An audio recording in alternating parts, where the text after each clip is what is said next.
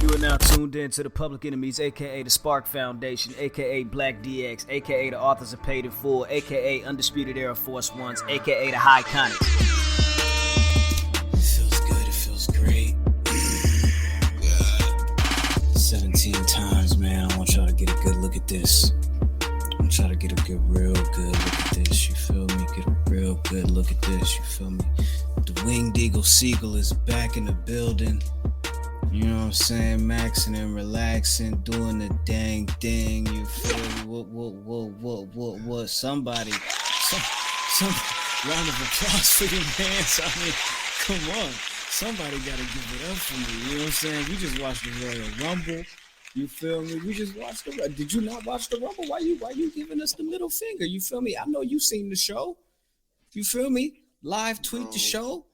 Run the predictions for the show. Yes. You know what I'm saying? Get all the hee-hees and ha-has out. I seen the show. Yeah, I seen the show. You feel me? It was a long show. It was a long show. Bro, thank God. Thank God they had it on Saturday. Sorry, I didn't mean to do that. Sunday?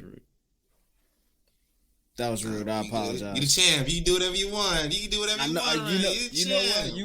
You right. New Public Enemy number one, 17 time in the bit. Hey, hold on. You know what? Since I am the champ, you feel me? Hold on. And I can do whatever I want. You know what I'm saying? You talk to the people. You feel me? You let them know what we doing and where we at with it. You feel me? I'm gonna prop that up right there. You feel me? And I'm gonna you the champ. What's up? What you mean? Yeah, exactly. I'm the champ. You feel me? Like you said. You feel me? You said when you the champ, you feel me? You ain't gotta host the show. You feel me? Remember when you said that? Yeah. Do your thing. You feel me? I'm gonna kick back.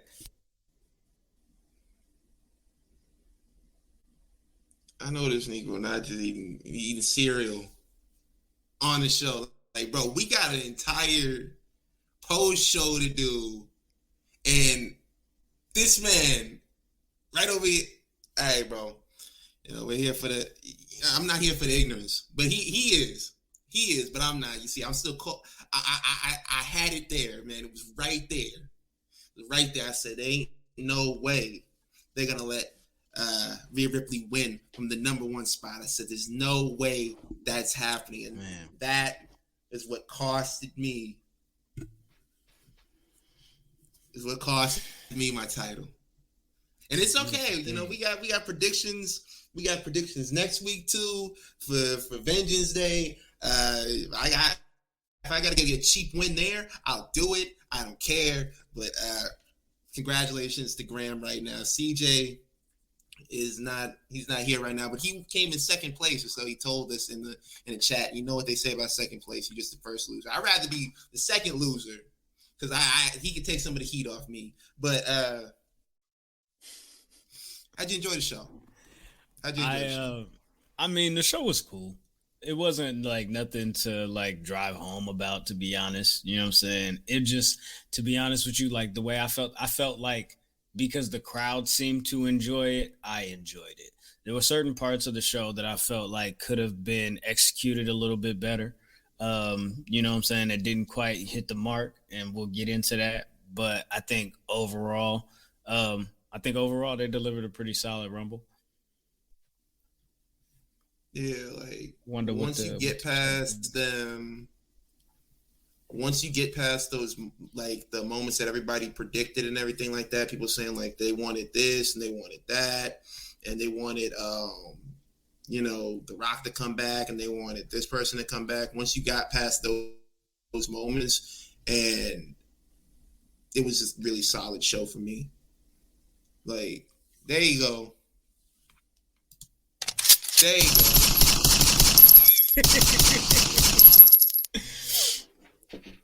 Oh man, ladies and gentlemen, people with jobs, people without jobs, middle class, upper class, high class, all that. Cats, snakes, chickens, ducks, elderly people, and twerkers, we present to you another edition of the Public Enemies Podcast. This is the Royal Rumble Aftermath. You know, I'm talking about post-show. Yeah, you know what I'm saying? If you really came here to politic and parlay with the guys, you feel me? We appreciate you for sliding through. You know what I'm saying? If you ain't hit the like button already, we would appreciate if you tap the like button. You know what I'm saying? Spread the word about the Public Enemies Podcast. I know y'all seen a couple of articles, you know what I'm saying, this week about Bianca Belair and the enemies, and you know what I'm saying, bringing all of these things together. But salute to y'all, you feel me? If you in the chat, we appreciate you, you know what I'm saying? Patreon.com/public enemies. If you want exclusive content, make sure you tap in with that. And if this is your first time hearing this, of course, you are about to experience something so cold, live and direct, every Wednesday night right after Dynamite. But tonight, as you can see, the 17 time, you feel me? Public Enemy number 1 is in the building. I got the. You won? Yeah, I'm the one. You feel me? What? I got a bowl of Captain Crunch over here. It's gonna get soggy. It's gonna get nasty. Yeah. Ben, you might want to turn your camera off and turn it back on because we cannot see you, my friend. There it is. Oh, there you go. Hey, yo, listen, you deserve to win. Hey, listen, if you won, then you deserve to win, Graham. Congratulations. I was close. I thought I was going to get in there kind of like at the end. You know what I'm saying? If I'd have picked her at 1, like, yo, man, look, we'll get into it. Half a point. Oh, yeah, you know what I'm saying? Half a point and a full point. Congratulations, Graham. I'll give you that. Right? We got to deal with the tyrant no more. We got the tyrant no more. Salute to Amante in the chat. You feel me? Yeah, exactly. You feel me? And it was a black man that did it. You know what I'm saying? 17 times. And it was a black man. You feel me? It is what it is. Yeah, but man, let's right, exactly. Let's get into the show, though. Jizzle, I apologize. You didn't give your overall perspective, as you, of course, just joined us. Your overall perspective of the show, please. Right. I think that this show, like as a Royal Rumble connoisseur, as myself is, I think this might be one of the best Royal Rumbles from start to finish, even though fucking WWE decided to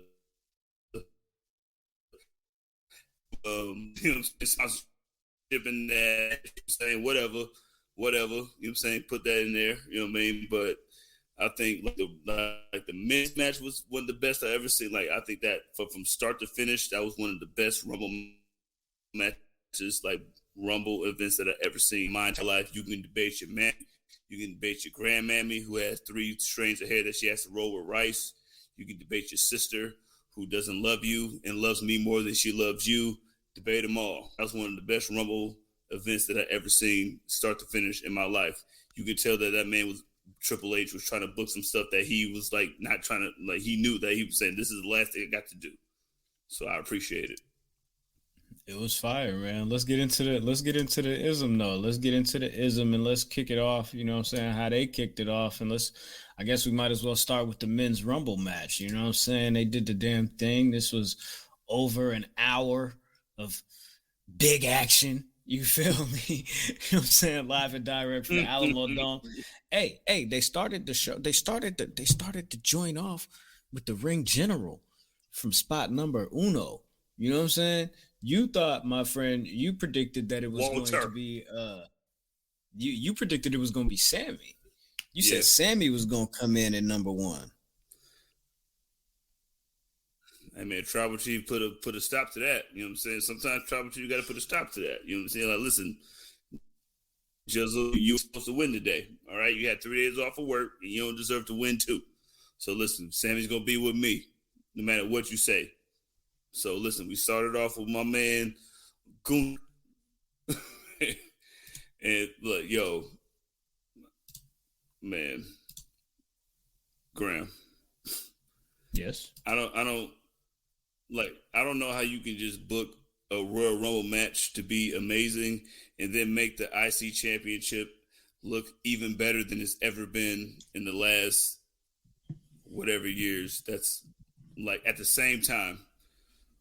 That's a good point. Like they did everything, bro. They did everything. Like they accomplished. They checked off so many boxes in this. Like they saying they had a lot of tag team stuff going on here. they had they made Walter. I'm calling him Walter because Walter's better than Gunther. Because I know more Walters than Gunthers. I mean, I know more Walters than Gunthers, big dog. You know what I'm saying? So, it's like apples and oranges. All right, touche. You know what I mean? Yeah, you're right. But you said they made everything look good at the same time. Like it was like you could tell they checked off a lot of boxes. You could tell like they did like it was some procrastination, like trying to make everything look good at once for this Rumble match, and they checked off all the boxes for me, in my opinion, just for that match because I was just like, yo. Yeah, definitely having Gunther go from the number 1 spot all the way to being in the final 2, it puts the IC title like makes it feel even more prestigious. Like even though like it wasn't anything to do with the IC title or anything like that, he's still holding the title and still it's like, yo, this dude is real. And the match that they put on after like everybody was eliminated, there the final 2, it was a match within itself. And I really, really enjoyed the work they put in with that too, because you had Cody coming out looking like you had him looking like he could convincingly take Gunther. You didn't have him come out there like getting slapped up by Gunther the entire time they were out together in that match. I hate this man right there for eating cereal while I'm talking. You had them out there in a closely contested match. And even though you knew like, yo, this is Cody's moment, Cody's gonna win, it still didn't take anything away from it. I saw some people hoeing and humming online like, oh, Cody won, real shocker. I'm like, bro, sometimes it's okay to go with the obvious pick. Sometimes it's okay to say like, okay, well, we all know Cody's coming back at the Rumble. We all know Cody's probably going to win it, and then Cody wins it. I don't really see I don't see why anybody would be upset with that. I mean, like, what else did you think was going to happen? Did you think The Rock was going to be there? You think Jay White was going to be there? Newsflash, buddy. I mean, y'all did. No, bro, that's the thing. I picked him as my surprise. Bro, that's the thing about it, though. You know what I'm saying? Like, Bro, I picked a whole person that wasn't even in the motherfucking Rumble. Like, like I picked a person that wasn't even there, nowhere near it. Like, they took him out of that. Like, it's just like they didn't need no. Bro. Let me ask y'all real quick. Going back to Gunther. Now? So that's why going back to Gunther. What y'all think of the stare off? You feel me? The stare down between Gunther and Brock. Serve it up. It seemed like they went up for it. You know what I mean? It seemed like the crowd went up for it. Because I think I don't know how we would get to that, because the story seems like we're gonna get Brock versus Lashley number 2 in some type of stipulation match at WrestleMania. That's what it feels like. But I still want to get that match some type of way, and I do think that we're probably gonna get it because Gunther has been talking about Brock a lot in recent interviews, talking about how much he wanted to work with Brock and how he's looked up to Brock his entire career and time as a wrestling fan. So I think some point, maybe SummerSlam, or something like that. That's the only place that I see that stage that they can go to, that isn't a WrestleMania. Money in the Bank. Money in the Bank. Oh yeah, that's a stadium show, right? they gonna have Brock smack Cousin around and take his title. It's like, yo, the only thing that I really didn't like about this match is that, I remember when I said I wish they kind of would have kept Cody Rhodes' return under their hat, and they would have let him have the return and have the big pop and everything. Nobody knows about it. We speculate about it, but nobody really knows about it. And they put out the message after that. They said yo, we felt comfortable giving away Cody Rhodes return at the Royal Rumble because we have more surprises in store for the Rumble. Meanwhile, outside of Booker T, what surprises were there really? You know what I mean? Like, there weren't any really like, oh, this guy's a Hall of Famer, or oh, it was like him and Logan Paul, and they didn't really care about Logan Paul being out there, like, at all. The Logan Paul shit jumped off though. Him and Ricochet. Everybody. It was. I'm talking about the crowd. Yeah. Everybody got their little Andrew Tate shit off. You know what I'm saying? Andrew Tate, Logan Paul, and they did the top rope crossbody where they called each other out. You know what I'm saying? Like, they went up for that at least. Yeah.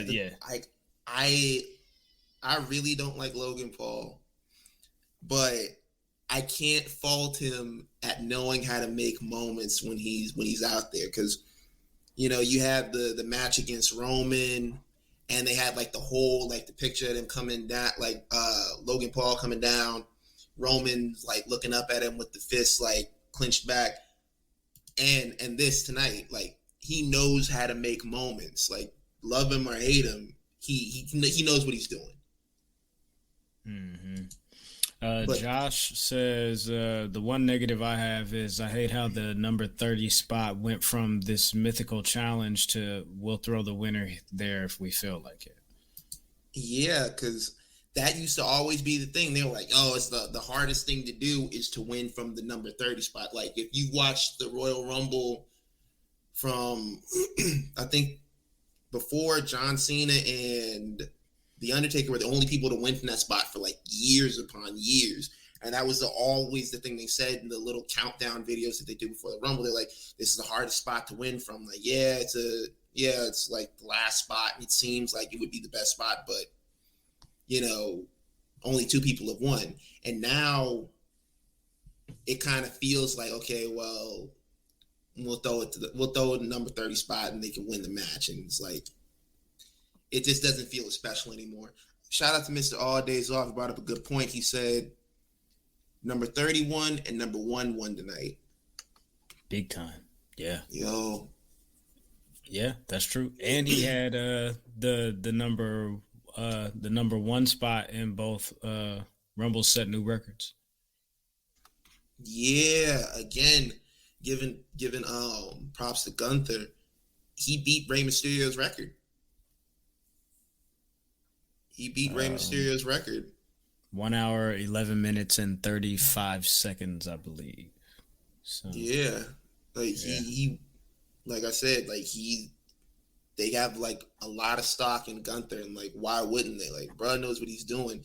Like, he does the big man stuff, and he does what a lot of like bigger men aren't really doing that much now. Like, if they're doing like the big man stuff, they have to have something else in behind them. Like, either they have a top rope move, or they dive outside, or they do whatever. Like, this man is like straight power moves through and through. He's like, yo, like, bro, if you want a moonsault, you want me to dive off top rope? Like, go watch PWG. I ain't doing that, bro. That ain't me. Like, yeah, he big and technical. Like, bro, shout out to Randy Constance. Like, he does this. He does the big man stuff. He's technical too. But like, yo, if you want top rope stuff, he ain't doing that. Man, dog, the King of the South is headed to WrestleMania, man. You feel me? What is we doing here? You know what I'm saying? What is we doing? This is the guy. Ludicrous. Bro, it's not fair. I knew I should have picked this dude, man. I knew I should have picked him. You know what I'm saying? He did the Shattered Dreams and everything too. You know what I'm saying? I knew I should have picked him, but nah. You know what I'm saying? Nah. You picked Sammy? He wasn't even in the Rumble. From number 1, you know, no bloodline in the Rumble. No bloodline in the Rumble at all, actually. And funny enough, he did the interview with Errol Hawani, and he was talking about, I think the fans would be mad if Cody wins instead of me. He was like, I don't know, like, he's like, I don't know if they'll be mad or whatever if they do it right. You know, nobody will be upset. And the whole time, Aaron Hawani was asking this question. The whole time, he wasn't even in it. we'll get to what Sammy was doing later on in the show, but my God. Yeah. Wasn't even in it. What did you guys think about the pitch black match? Come on now. No. Let me go first. I'm going first. I'm going first right now. Go ahead. Because go ahead. Let me tell you, listen, like Vince McMahon was going to put his hand somewhere in this match because Mountain Dew Pitch Black is not supposed to be a part of this match. And I knew it. Like, I knew these guys were going to sell. I knew these guys was going to bend over for some big company if you're going to try to sell out the Alamo Dome because you couldn't do as much numbers as Steph did. You know what I'm saying? Shout out to 3. Pitch Black Mountain Dew. Like once I seen Mountain Dew in the corner of Bray Wyatt's name when he came out with his Chief Keef King Von drill version of his music, which is what I enjoyed about the match. That was the only thing I like. I love that part. He got a new little theme song with his little, I'm saying, Avatar Bray is in the building. Shout out to Avatar Bray. And yeah, but other than that, like I knew WWE was gonna sell. And I knew Vince McMahon was gonna be a part of it, and they sold the Mountain Dew. Yeah, like they did a lot of selling. Like if you didn't see the timer for the Royal Rumble, Applebee's is right under that. And Pat McAfee made a joke when he first saw it. He's like, "Yo, shout out to Applebee's." He's like, "Apparently, because it's on the timer." But this Pitch Black match, I thought it was going to be like some special rules. You know what I mean? I thought it was going to be something different. I didn't expect him to come out there and, you know, completely steal Naomi's Feel the Glow gimmick and have them wrestle in neon and everything like that. I wasn't expecting that. You know, and to be honest with you, I didn't know what I was expecting from the Pitch Black match. To be completely honest with you, I had no idea what it was supposed to be going into it. And after it, I left. I wasn't, you know, really for it, and I wasn't really against it. It just, I don't even know how to feel about it. You know what I mean? It was just one of those things. Like he comes back with a mask on, like after he beats LA Knight. Uncle Howdy jumps off the side of the Tron onto LA Knight.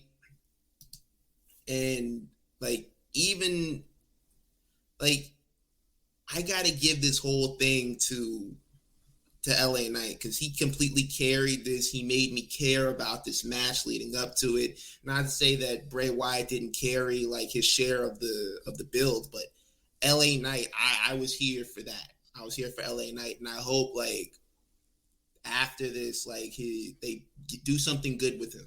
You know what I mean? I don't want him to go back to not doing anything on the show. Keep LA Knight on the show for however many shows they have for SmackDown. Like use him, bro, because he showed you what he was able to do. Because if you would have probably put a lot of other guys in the ring with Bray Wyatt in that first match back, in that first rivalry back, because this was the make or break for him, I think like you might not have gotten this reaction. I don't think it would have gone as well as it did.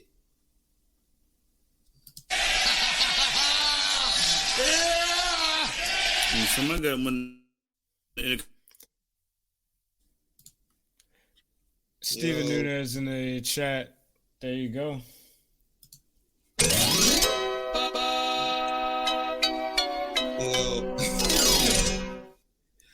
Bruh.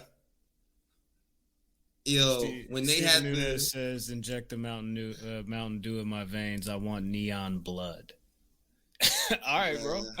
That don't sound good. Whatever you want, bro. He wants a neon blood and guts match. That's what Steven is looking for. You feel me? And I'm with you. I'm with you. Bruh, listen, the match was aesthetically pleasing. I'll say that much. It looked interesting. It looked fun.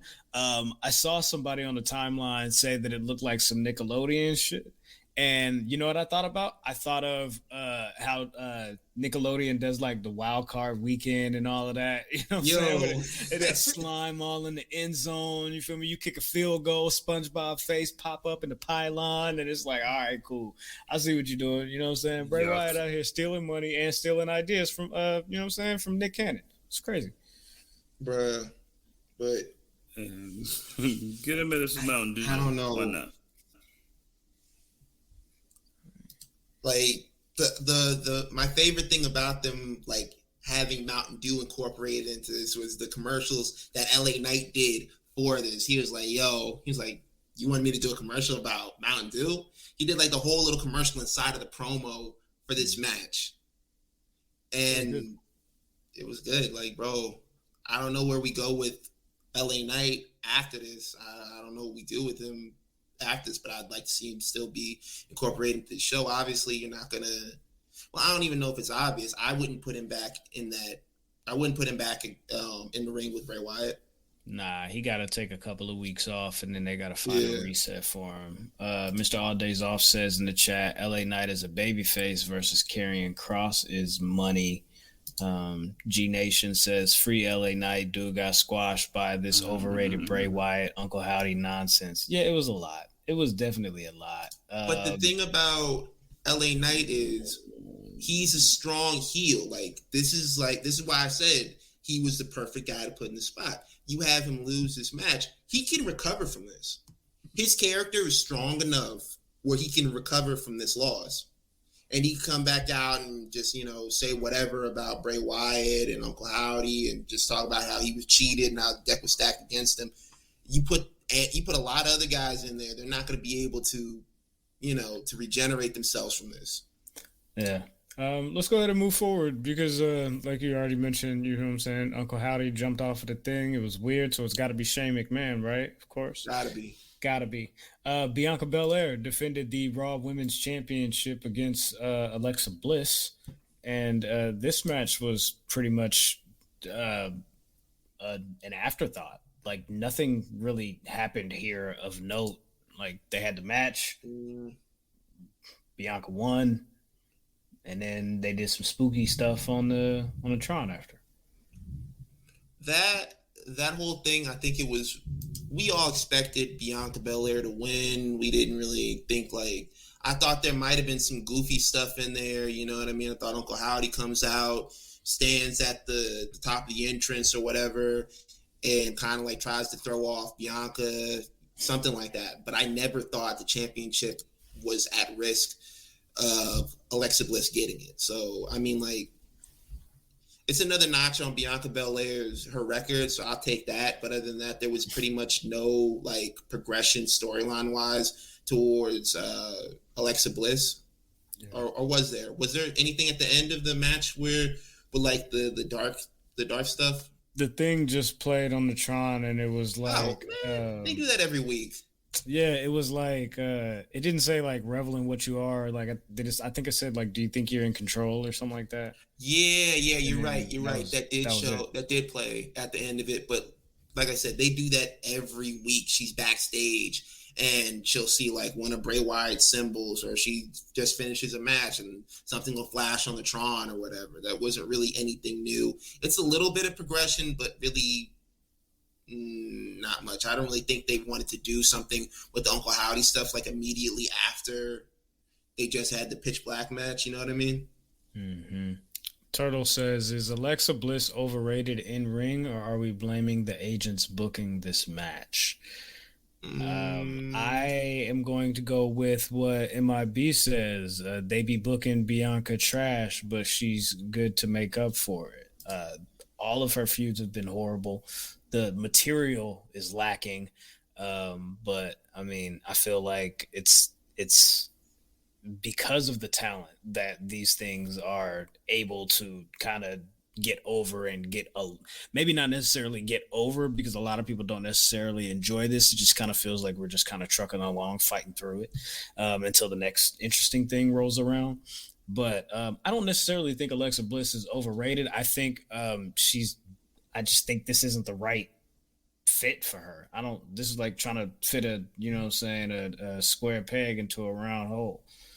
It don't really fit. Like, I'm sure she wants to do something different and like create different like layers to her character, but I don't think this is it for her. I'm just like, I think the supernatural stuff for her, anyways, it overstayed its welcome after Bray left. Like, she was doing the whole, Firefly Funhouse, the doll, and everything. Like, after Bray Wyatt got released for like a full year, and then they bring her back, and she's finally doing like the goddess character or whatever you want to call it. And now we're just going right back to it. And I think a lot of people are kind of spent on that character. You know what I mean? Like, a lot of people are like, yo, we just had this. We just got past this. Why are we going back to it? I mean, like, I don't know. I guess because they feel like they have like unfinished business or an unfinished storyline. But I can name you about 10 unfinished storylines that they didn't give a damn about going back to like in the last 2 years. So I don't know why they're like so stressed out on like driving the point home. Like, yeah, Bray Wyatt, she betrayed Bray Wyatt. Let's go with this. Like, yo, y'all remember this happened at WrestleMania? Y'all remember this happened? Y'all remember this happened? It's like, bro, I get it. I remember. I was there. Jizzle, you have anything to Alexa add? Bliss is like that Charles Barkley. They want to give her a championship so bad, no matter. Listen, Alexa Bliss is Charles Barkley. They want to give her all the championships that they can, and like, if you can do it, then why not do it? Like, they did something at the end for her at the end of that match. Like, it was all about getting that part in.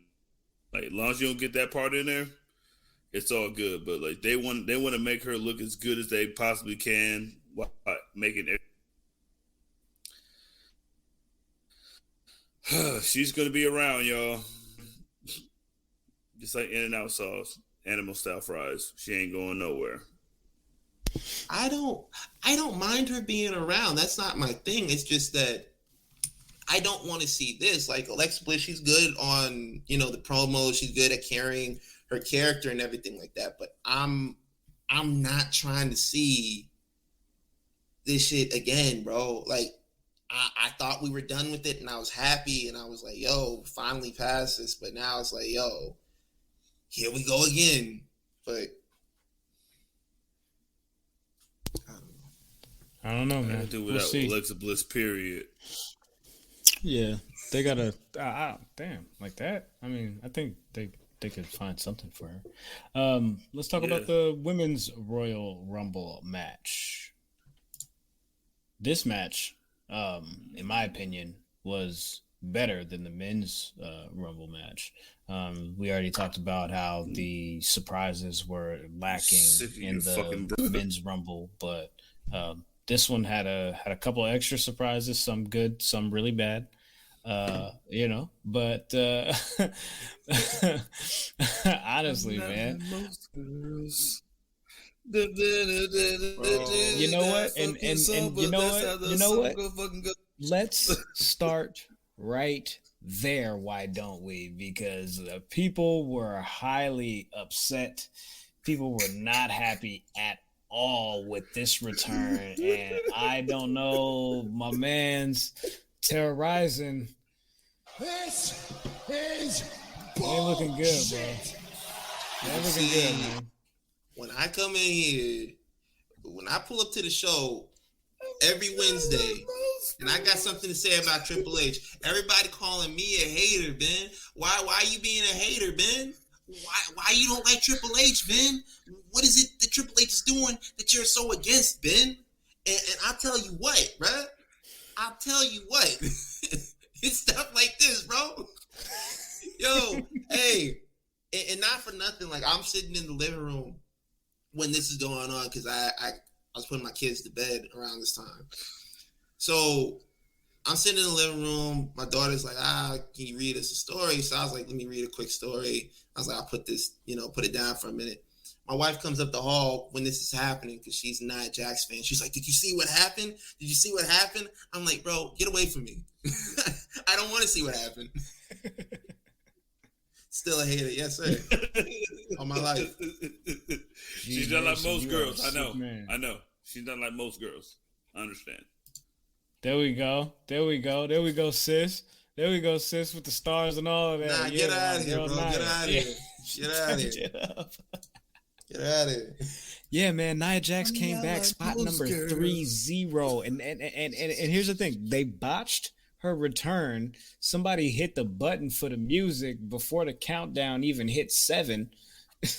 It was like, yep, she's back. Go ahead, run it up. Let's go. Running out of time here. We got a show to run. You know what I'm saying? Nah, bro. Roman and Sammy need 1,700 minutes. What they should have done was, remember how, when they used to do the War Games matches in WCW, when they completely ignored the timer? Like, you'd have 2 minutes or whatever on that timer until someone can come out, and you just see Sting walking out of the pod or whatever, and just like, yo, man, I'm just going down here. That's what they should have done after they hit the music. They should have just been like, yo, man, just go out there, bro. Like, forget the whole countdown. Forget all that. Yeah. And by the way, Mongo, get out there. Not to kind of get out there. Now. Not to kind of run things back, but a lot of people were asking, what happened to Rey Mysterio in the men's Royal Rumble? Because this man disappeared. This man, like, his music hit never came out. I mean, we could talk about that another time, but let's go back to this, bro. He won. Who knows? Rodney says, I think Nia is fine as hell. Yeah, me too. Oh, okay. Good. I was trying to give you the room to say more than that. I thought you had something on your mind, Jizzle. Just that. All right, cool, man, bro. Hey, no, clear. You gotta airwaves. You gotta okay. You gotta keep it nice. You know what I'm saying? You gotta keep it nice. You know what I'm saying? Keep it cool, bro. You know what I'm saying? Walk. No, bruh. The moment is yours, bruh. I can't say damn anymore, Ben. I can't say damn, and I can't say the S word or the F word.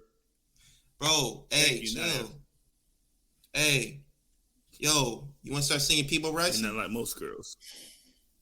Hey, bro, because I cue it up right now. I got it on my phone right now. I cue it up, bro. Nights like this. I cue it up right now, bro. Why get quiet? Hey, shut up. Yo.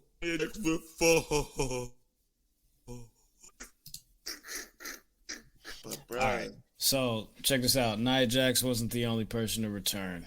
Chelsea Green set a new record. 5 seconds. 5 seconds. You feel me? 5 seconds. You know what I'm saying? Hey, shout out to Chelsea. Chelsea, you got me an extra point. You probably was the determining factor and the reason why I'm sitting at 17. You feel me? Public Enemy #1 championship reigns. It's like that. Was. It's really like that. It's really like that. You feel me?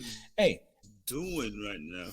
I don't know, but let's talk about somebody that we all like. We all like Rox. We all like Roxy. We all like Roxanne. We all like Roxanne Perez, right? She popped in at number 8. She's gonna be amazing on the main roster. Bro. Easy money. Not only that, but champ. But the transition is gonna be like seamless for her because she got out there and she was mixing it up with them. Sometimes when they do when they bring up the women from NXT and they haven't been in the Royal Rumble like we've seen in previous years, it's kind of like they have to kind of gel together, kind of figure out what are we doing. But with her, she just stepped in there and immediately it was like, yo, we're here.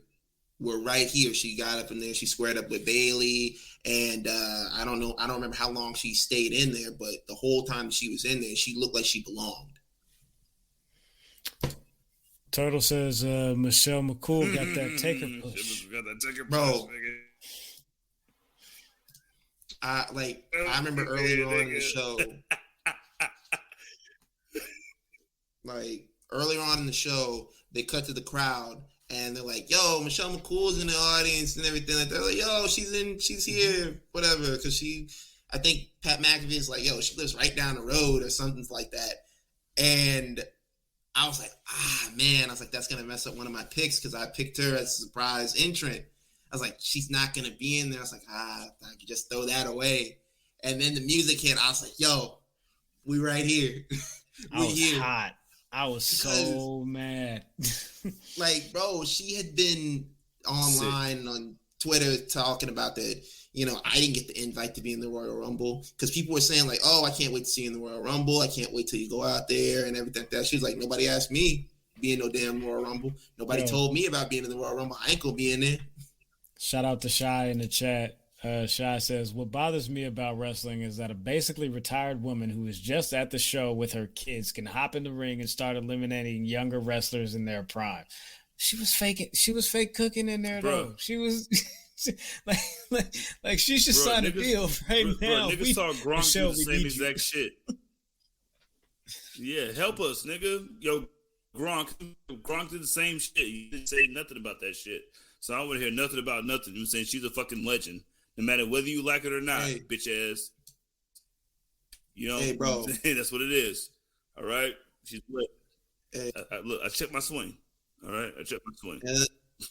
I wasn't talking about that, but bro, the thing I was gonna say is you can easily have her come back and do some more stuff. Like you could have her come back and have a match against Charlotte. You know what I mean? You could have her come back and do a few things. I mean, like she was actually out there. She was cooking. And you can have her Rhea, you know what I'm saying? Yeah, me too, Ken. Oh well. We got haha. Bro. I listened to the dirt sheets, bro. That's what got me. For Naomi's return, I listened to the dirt sheets. I said, yo, they're like, Naomi's on her way back. And then Naomi put out a tweet before the Royal Rumble started. She was saying, I love you guys. I said, we got this. I said, she's coming back tonight. I was like, I think after last week's show, my wife was like, yo, who you got to win the Women's Royal Rumble? I was like, Naomi. And she was like, she don't work there no more. She was like, what are you talking about? She was like, yo, she don't work there no more. You sure? But, yeah. You sure about that? She put out a tweet, like, I think, like, right after the Bianca Alexa match, like right as they were like doing like the video package or whatever for the Women's Rumble. It was just like a green heart. And I don't know, like I thought she was coming back too. I was like, oh yeah, this is a wrap. It's over. It's, you know what I'm saying? She got the juice. It's up. And man, I was just like, bruh, this is not the wave. You feel me? When she didn't come, you feel me? But then I'm thinking like at the same time, I'm like, maybe she was sending that out to say like, thank y'all, because like more conversation around her name. I'm sure she was trending for a minute, if not still right now. You feel me? But I was really leaning towards Rhea Ripley before I kind of had that pick, before I saw like the dirt sheets or whatever, and I was like, yo, you know, she's probably gonna come back and win it all. I didn't doubt that Rhea Ripley was gonna have a strong showing or that she was necessarily gonna win the Rumble, but I didn't think she'd do it from the number one spot. Like that was like, yo, bruh, I tweeted, no idea. Man. When she came out, you feel me? And, you feel me? Like Jizzle got the extra point. You feel me for picking her to come in. You feel me at 5. You feel me? So it was closest without going over, of course. So you feel me? When she came out at number 1, and I had picked her to win from number 11, I was like, bruh, there goes my pick, bruh. Like she's definitely not winning from number 1. You feel me? Like at all. You know what I'm saying? But hey, shout out to Rhea. You did that. Cause it's like, yo, for real. you look at it, all the dudes, and a lot of people beating them dudes the whole time. A lot of people have debates, you know what I mean, about who is the real leader of Judgment Day. That was always the thing. It's like, yo, is Finn the leader? And then for a while, people were saying like, yo, is Damian Priest the leader? And it's like, none of that. Rhea Ripley is the leader of Judgment Day. And this proves it. Like, she's the only one that you can look at in the group and say, they're actually doing something. she's actually, making strides with the character. Like she's actually like having accomplishments and things like that. Because Finn ain't doing it. Priest ain't doing it. You want to talk about Dom? Well, he had to sit down for a minute, bro. You feel me? My man's had to do hard time. You feel me? Like that's the only reason he's falling behind when it comes to like milestones and accomplishments. Because if you think about it, bro, like who's really gonna give an ex-con a real chance? Hey yo, so what you telling me? So what you telling me is that Dominic is the trajectory he was on. He was Michael Vick before he went to jail, and now that he's come back out, he's Michael Vick after he went to jail, where he's still really good, but not at that level where you're gonna put him where he's gonna get to the Super Bowl. So that's what you're telling me. My man's got to lie on job applications now. You feel me? Have you ever been to jail? Like if I say yes, you'll hire me. Don't lie to me. Skill job don't lie. You're saying it to my face. Yeah, right? It is what it is. Get a job at UPS, my G. Get a job at UPS, my G. You'll be all right. Yo, hey, we got Piper Niven back. It's not even Dewdrop no more. Like, bro, this is like I have a love-hate relationship with Triple H. He'll do something dumb. And then you look back at some of the stuff that he does, you look at it and like, okay, well, that was pretty cool right there. Like giving Piper Niven her name back instead of Dewdrop, which we all agreed when she came out with it that it was a horrendous name. That is like, yo, what is this? Like the obsession with changing people's names as soon as they came out. Shout out to Joshua Sweeney. He said Dom can't even vote anymore. Yo. But King Dom, shout out to King Dom. Is he King Dom now? Body after body. But giving her a name back, I really like that. Yeah, I'm with that too. It's just a little bit. It's more natural. It's more flowing. Like I still don't know what a Dewdrop is, but when I heard a nigga say Dewdrop that dun dun dun, I was like, yeah, put it on my face, suffocate me, I'll die today, right now.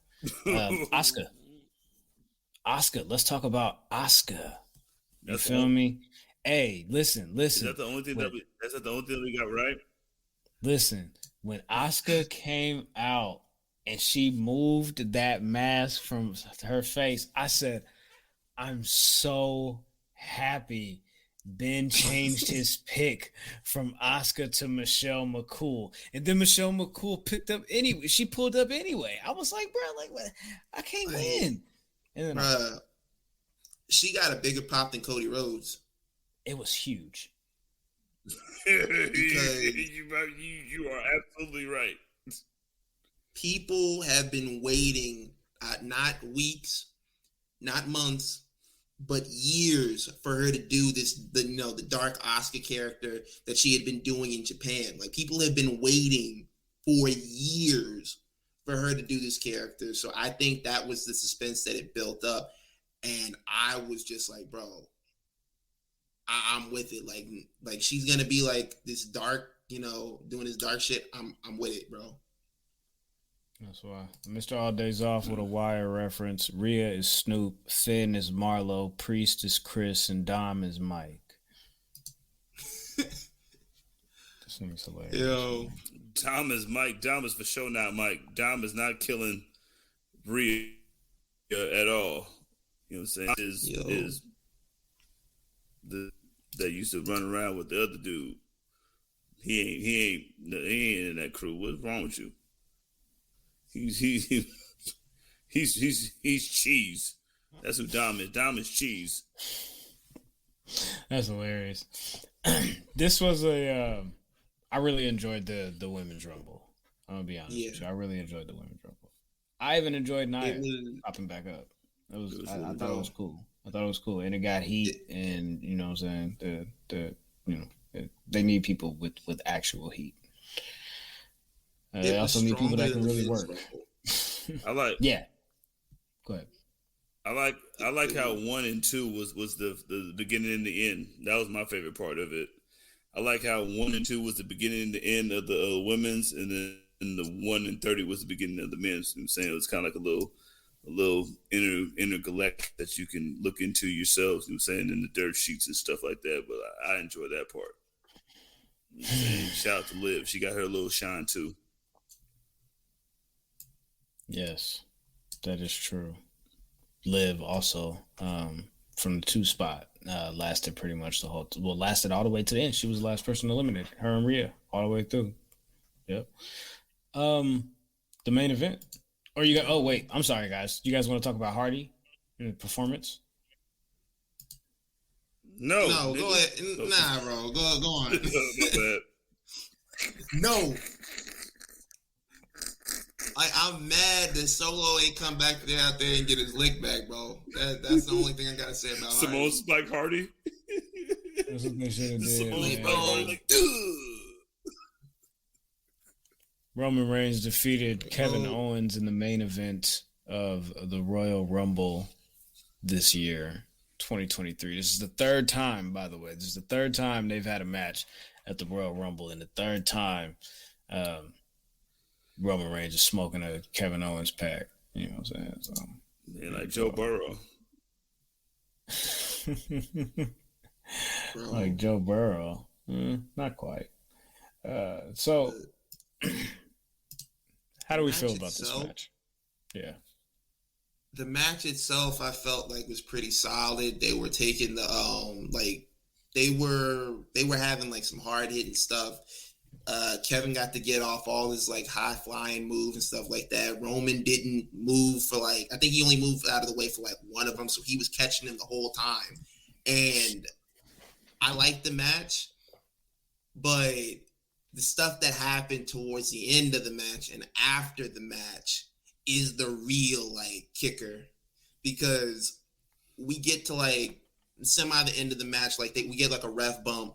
Roman shoves Kevin Owens into the ref. He starts yelling for Sami Zayn. He's like, yo, go grab me a chair. Sami's like, yo, you told me not to get involved. You told me not to do nothing. He's yelling at him what did I say? I got chills because this shit reminded me of my mom. I was like, yo, man, look, go in there yo, what did I tell you to do? And I'm just like, yo, okay, all right, whatever, you win. He goes and grabs the chair, and he's kind of hesitant to give it to him, and Roman is looking at him yo, what the hell is wrong with you? And they have the spot outside where Roman spears Kevin Owens through the barricade, but even in that, they were still adding on to this story. Kevin Owens is over there with Sami. Sami is begging Kevin. He's like, please stay down. Please, why are you antagonizing this man? Yo, you're why are you doing this? And he steps out of the way, and he gets speared through the barricade, but he ends up losing to Roman. But after the match, this was a movie, bruh. This was an entire movie. What we saw. This is Quentin Tarantino. This is Steven Spielberg. Titanic. This is bro. Yes. This is James Cameron. Avatar with the water. Mm-hmm. This is Avatar with the water. This is all of that, bruh. This is yo, this is mind blowing because there was so many layers on top of it. They just come out there and they're like, oh, Jay is like, yo, you're finally in the bloodline now. You're finally an official, Uso now. You did it. And Roman's like, no, not yet. He's still got work to do. Nah, bro. He's still got work to do. And Jay is he just yo, he was like, yo, you still got work to do. You gotta, bro, you gotta take this chair. You gotta cave this man's skull in. They had my man out there with arms stretched out he being crucified, bro. They had the man pinned up. They had Kevin Owens hemmed up, and it's just yo, he's like, yo, you gotta do it. You wanna be in the bloodline? You gotta do it. He's like, no. Turns his back. Sami Zayn pops him with the chair. And I know Roman went down and was thinking to himself, like, bro, why does this keep happening to me? Why is it every time? So I literally hand somebody a chair and I turn my back and they hit me in the back with it. He's like, yo, why is this always happening to me? But my God. Noel says, all due respect to Cody, but this is the main story. Gunna says, the ending had me going through so many emotions, but I couldn't take it. I couldn't take it, excuse me. Tristan says, that pop Sammy got when he hit Roman was well deserved. And Josh says, Sammy chose the man he truly loves. Bro, when we got the word that the Men's Royal Rumble was starting off the show and that Kevin Owens and Roman Reigns was going to be the main event, I kind of was thinking the opposite way. I said, well, they probably have something in store for the Men's Royal Rumble. They probably have some big surprises. They probably have some heavy hitters in that. But it was vice versa, bruh. Mm-hmm. They had this at the end because they wanted to end the story on that note. Not end it, but send it into the next chapter. Mm-hmm. And this was definitely the way to go, because if they would have had this at the beginning, it would have completely changed the dynamic of the crowd. I don't think they would have been as hot for the rest of the show. Having Roman and Sammy and Kevin Owens and the Bloodline have the main event spot was totally the right way to go. Absolutely. Because on top of it, adding another layer, Jay is like, yo, what did you do? He was like, yo, I stuck my neck out for you, and this is what you doing? He wouldn't join in on the ass whooping. You got Jimmy over here talking about, bro, he's not your brother, bro. I'm your brother. Because Jay was yelling at him. He was he was yelling at him Obi-Wan at the end of Revenge of the Sith. He was like, yo, you were my brother, bro. I loved you. I loved you like a brother. Absolutely loved it. And Jimmy comes in. He's like, I'm your real brother, bruh. He's like, I am your real brother. This guy right here, he's not your brother. Jay wouldn't join in on the ass whooping. He gets out of the ring, and Roman just goes into overdrive and just starts beating the hell out of Sam even more. He's like, you broke my family. You broke my family. And this is it's so much to it, bruh. Once you get into another layer, there's another layer on top of that, because this has been building up for 3 years, 2 or 3 years between between Roman and Jay.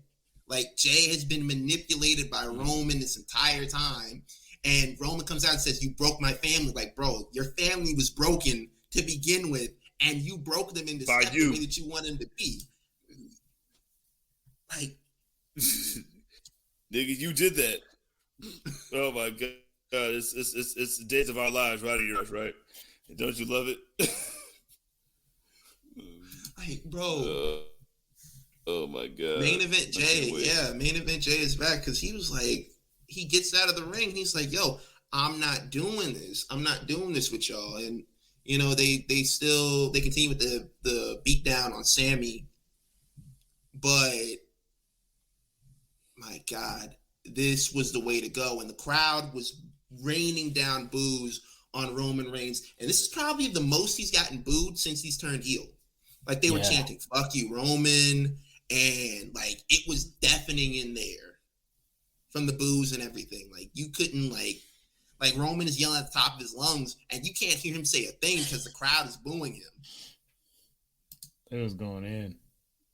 I really enjoyed that main event. Is it what? Since he beat the Undertaker, since he got booed like that? That's probably the most he's gotten booed since then. No lie. Because they built up a perfect baby phase for him to go against in Sami Zayn, bruh.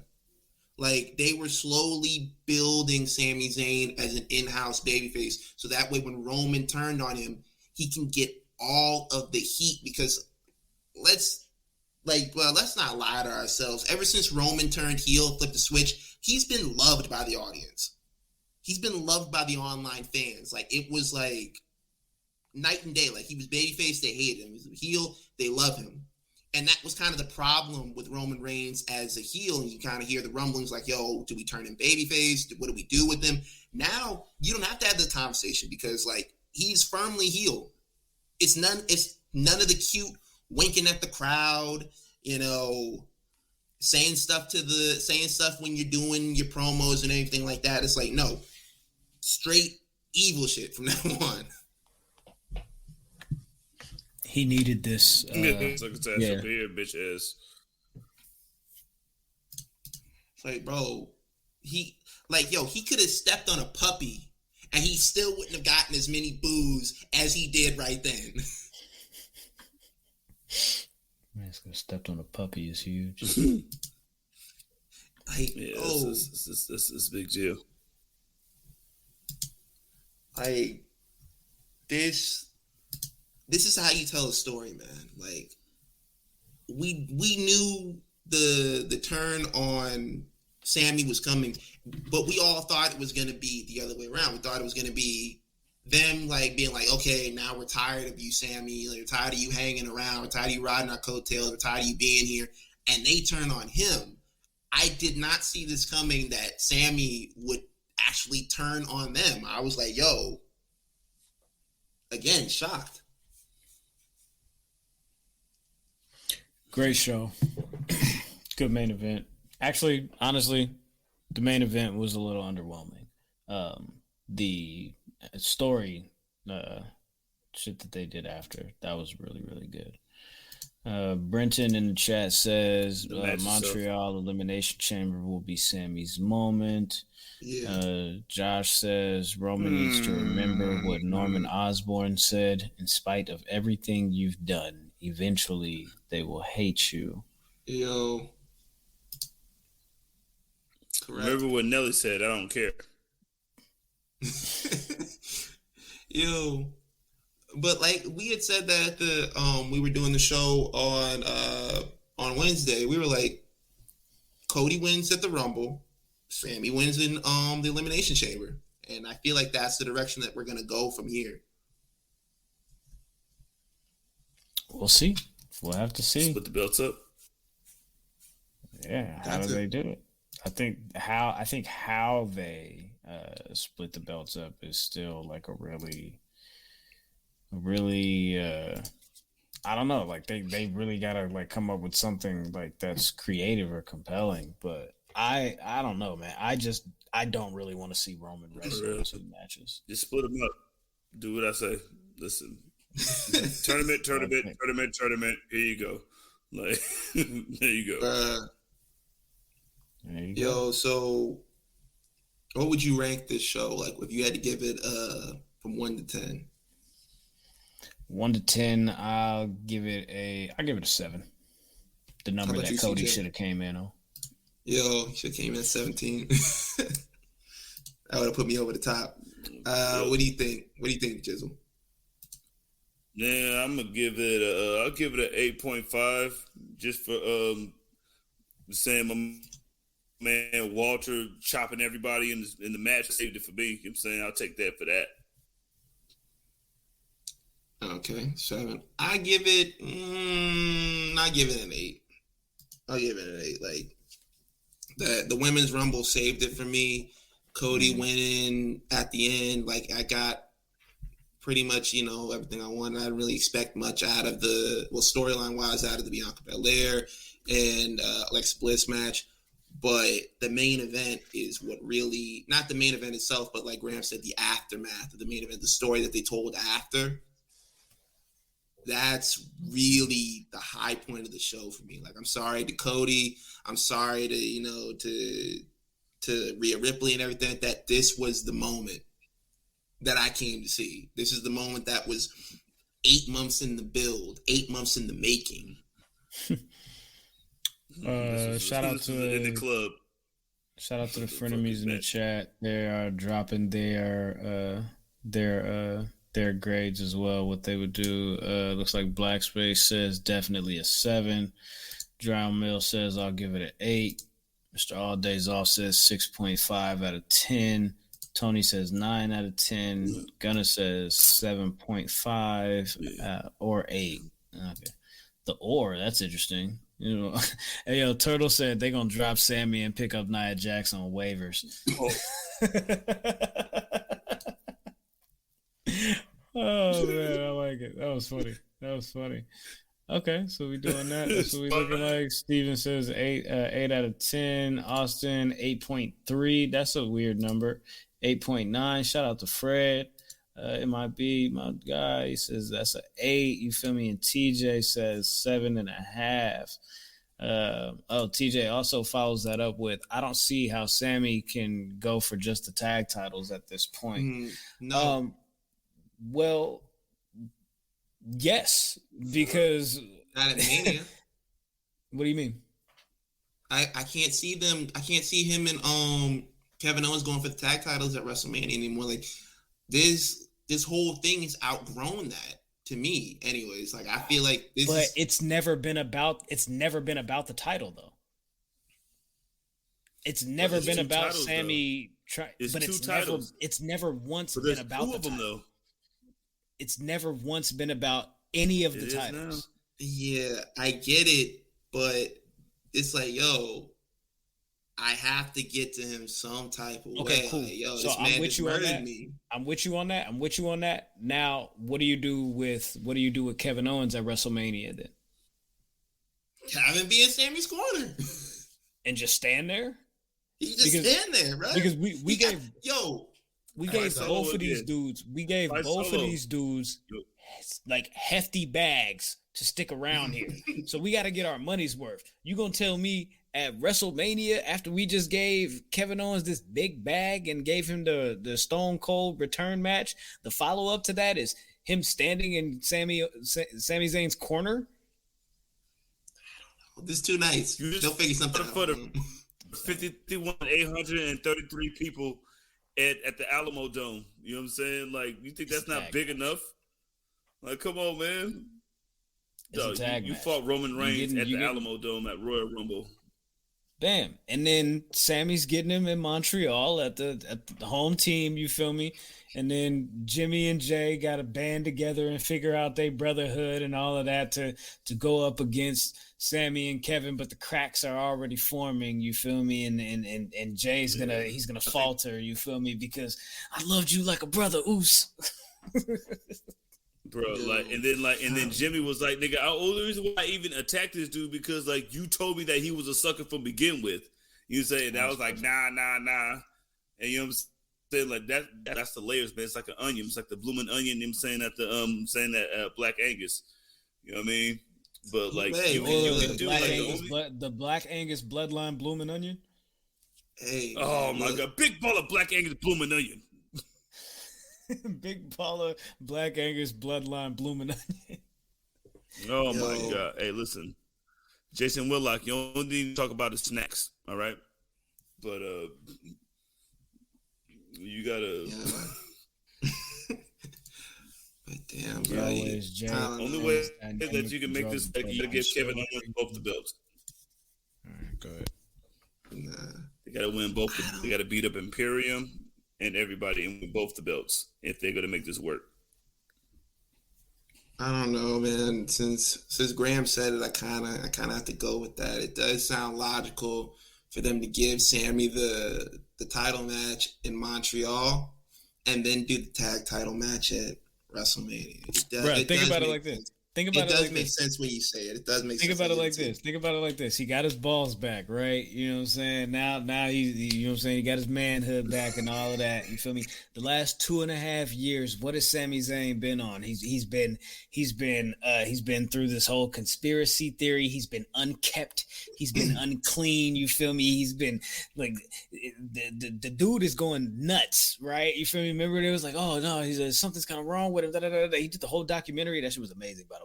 So had to do the Johnny Knoxville joint. You feel me? Like, I feel like this is an opportunity to do a Sami Zayn reset. Cut the hair. Give him his music back. The old music, you know what I'm saying? The yeah, I mean, you feel me? Have him come out in Montreal, you feel me? Refreshed, reborn, You know what I'm saying? And then boom, him and Kevin Owens do that. And then after they do the tag thing, whether they win or lose, you can figure out something else to go out with him if you got to pivot. But I feel like the story of Sami Zayn and the Bloodline has never necessarily been about Sami Zayn trying to figure out a way to get to the main event scene or Sami Zayn trying to figure out how he can become champion. It's been about acceptance. And with this situation, this is how he's found his acceptance and kind of figured out, okay, Kevin Owens really been my dog. You feel me? Like, even though like we have our battles and our spat, you feel me, and all of that, but he probably I don't know if he ever would have did me like this and just watched 6 other dudes just, you feel me, ragdoll me. You know, like I'm saying, but you don't think on your first day, like your first day here, Kevin Owens would do. Go ahead. Like, when you put it that way, on your first day, shit like that, you know what I'm saying? Yo, I know what you're saying. When you put it that way, Graham, it does sound kind of poetic. Like, yo, he was looking for acceptance. The story is like, you're right. It's more than a title. It's a relatable story because we've all been there at one point or another. You know, you see, you know, a group of people you want to hang out with. You're like, yo, I'd like to be in that inner circle. Yeah. And like, you want to be accepted. I feel like this story is like, it's very relatable. And I think that's why a lot of people gravitate towards it. Like, you want to hang out with the cool kids.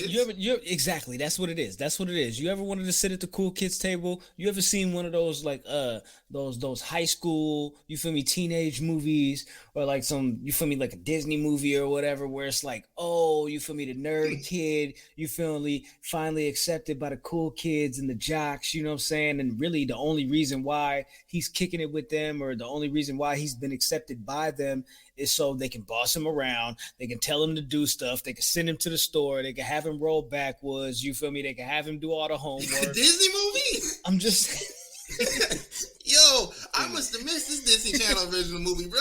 Yo, what that name is? I'm just saying, you know what I'm saying? It's just it's that manipulation, you feel me? And it's it takes a real friend to break through that barrier, like bro, like you just did the episode on the Patreon, you feel me, about Sean joining the cult. This is Sean joining the cult. This is the Bloodline is the center, you feel me, and Kevin Owens is Corey Matthews. Roman Reigns is Mr. Mac. Oh my god. I'm just saying. What is going on right now? You gotta connect the dots, my guy. You gotta connect the dots. Yo. Hey. Who's Mr. Feeney? Heyman? Yo. Feeney? Yo. My God. Yo, Heyman is for sure Mr. Feeney. Oh my God. Yo, my brain's been turned inside out right now. Yo. Bloodline meets world, man. Thank God. Oh my God. Yo, hey. Yo, go back to that one that says love don't cost a thing. Yeah, that's basically what it is, bro. Yeah. This whole storyline has been love don't cost a thing. It's been she's all that. It's like, yo, Roman is like, what if I take this guy who nobody likes backstage and I bring him into the group and I make him the hottest thing on the show? And like Paul Heyman's like, nah, you could never do that. Like, that would never work. He's like, yo, man, watch me. And at the end of it, he finds out, it's like, yo, man. I like her. Like, yo, that's 10 things I hate about you. Like, I know 10 things I hate about you when I see it. And that's 10 things. All right. Yo, all right, man. Listen on this. Mr. All Days Off asks, I got a question for y'all. Is splitting the titles a letdown? Like, if you can beat him for both titles, isn't that not as big? Yeah. So the thing is putting the titles together a letdown? Like, is it? I think splitting the titles works for a couple of reasons. Reason one is Roman is not on both shows. Roman doesn't even show up to SmackDown every week. I don't think Fox has a big problem with it right now because they have the champion that has both titles, and when he actually is showing up on TV most of the time, it's on their show.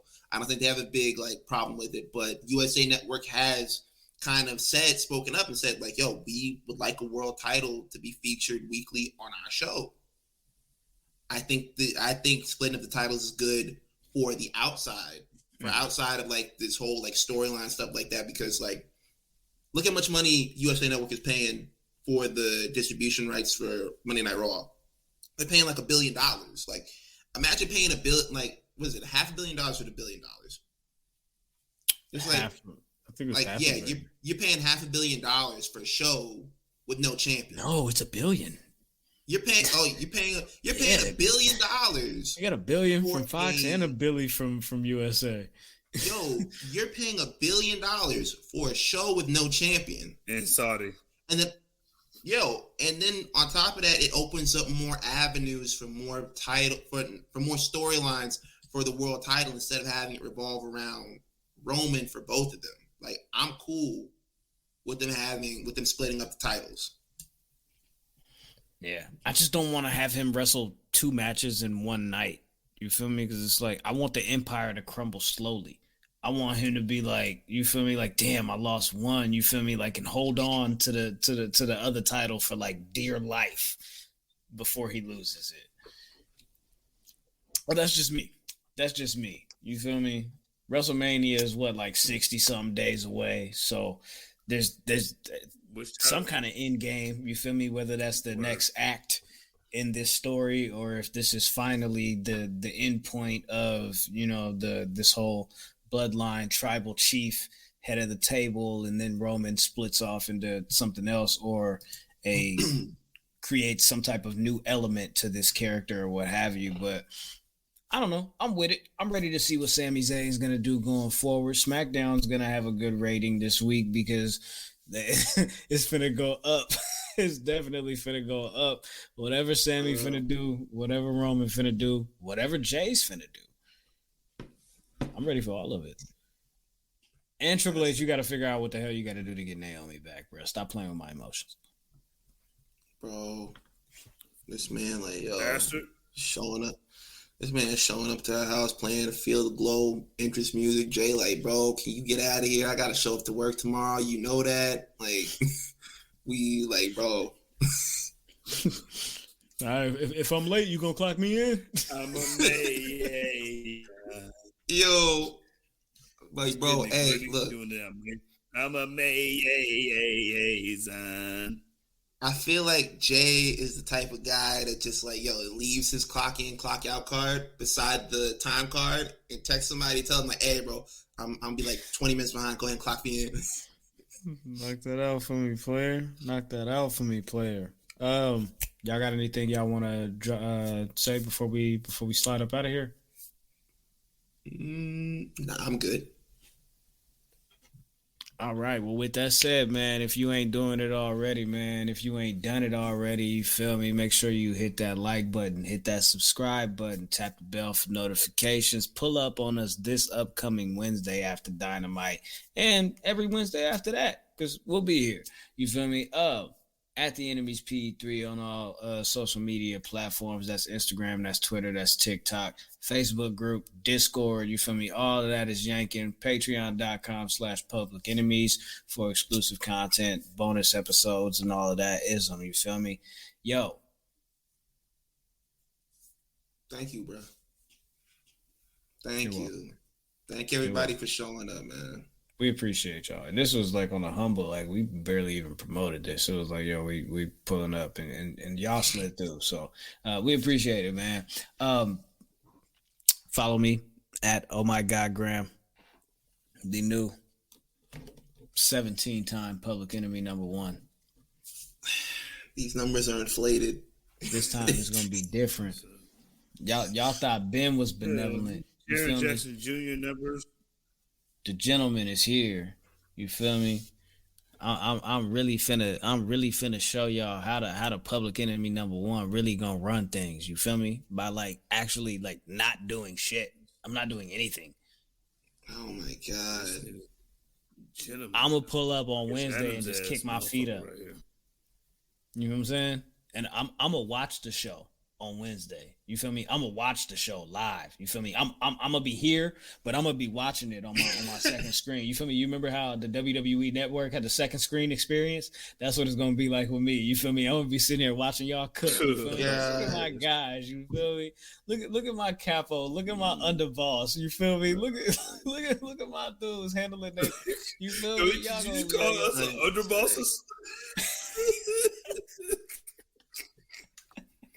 Yo. Oh man, Turtle said Ben gonna have to do all the drops. Yo. Exactly. You feel me? Bitch, that's what time it is. Can't do nothing. Right. Hey, you can follow me on Twitter, Instagram, TikTok @_son_of_. And if you want to know everywhere we are, you can go to the Enemies PE3 on Twitter. There's a link tree right there. It shows everything where we are, the Patreon, TikTok, Instagram, all of that. Yeah, Kim, I ain't let you down, my dude. I ain't even let you down. You feel me? My dog put 10 on me. You feel me? And we got it back in blood. You feel me? 17 times. Y'all thought I wasn't gonna get this back after Halloween Havoc. Next week, Vengeance Day. Hey, I It don't need stays you talking. with the kid. Don't let me. Jizzle, No, it doesn't. No, listen. Follow me. Yeah, that's me. I'm Hemi Garoppolo, even though his team is going to lose. Listen, I should have won because I should have picked Rhea 1, but, some things don't happen like that. You know what I'm saying? Congratulations. I'm a humble loser. You know what I'm saying? And follow the Patreon. You know what I'm saying? Tears. You know what I'm saying? No matter what you can afford. You know what I'm saying? Hey, listen, you know what I'm saying? Tax time's coming up. You know what I'm saying? So get that $9 tier. You know what I'm saying? $9.99. You know what I'm saying? Become a long-term Booker fan. But you know what I'm saying? But you know what I'm saying? Follow us, you know what I'm saying? Like, we on our way. So keep supporting us, and we love y'all. And yeah, man, Royal Rumble, you know what I'm saying? WrestleMania on the way. Yeah. Wednesday. We'll see y'all then. Stay tapped in, stay tuned in, stay dangerous, and of course, take care of yourselves and each other. And we out. I just want to say thank you all, and as always, fuck everybody else. I love y'all.